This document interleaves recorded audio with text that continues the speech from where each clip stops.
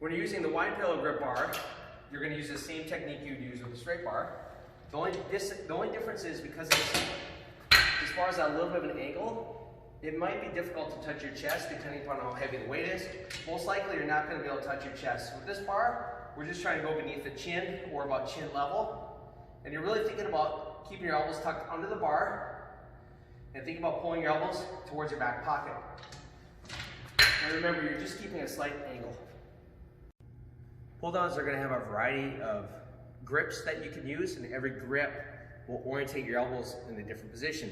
Parallel grips are going to orientate your elbows more forwards, and you're going to have wider grips that are going to orientate your elbows more out. Different angles are going to recruit different fibers within the lat. The lat actually is a fan-shaped muscle that has some fibers that run more vertical, has some fibers that run more an angle, and some that are more horizontal. So it's really important to vary your grips, because that's going to vary the angle of pull, and it's going to recruit different areas of your lat.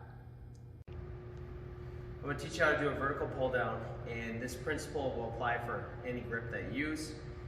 First, with a vertical pull down, I'm going to teach you how to use straight bar, and we'll teach you with an overhand grip. But again, this applies to all the different grips. First off is you want to have your adjustment correct. So most important thing is you want to be firmly planted. So you want to have this. A lot of times people make a mistake and have too much space between your thigh, but you want to have a pretty firm position. Ideally, you're sitting about a 90-degree angle right here. So this is a good position for me, but you don't want to be so tight that you can't squeeze under. So you want it firm, but not super tight. So this is a good position for me. And some pull downs, if you're short, will have a step. So you can step up and grab. In this case, I'm tall enough, so I'm going to grab with an overhand grip. I'm going to sit down. I'm going to scoot forwards a little bit, and then I'm going to lean back just a little bit, tiny bit. So you can either be very vertical, or you can have a slight lean. You really are going to need a slight lean, because otherwise the bar is going to hit you in the face. Very slight lean. Now the first thing, you're going to get a good stretch, and when you stretch, you literally want your shoulders to be pulled upwards like this. And so we're going to stretch up, and the first action is we're going to pull down.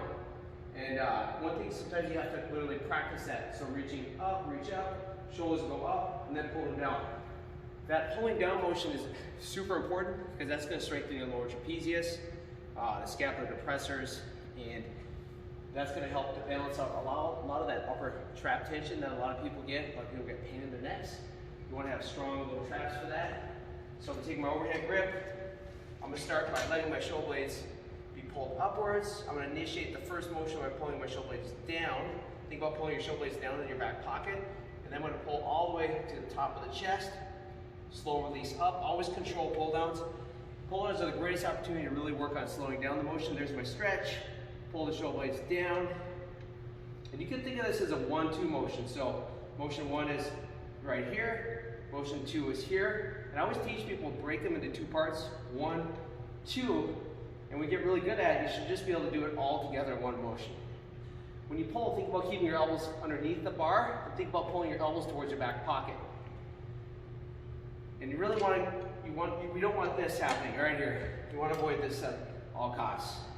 That's not good form. Instead, you should have your back slightly leaned back, lock that position the whole time.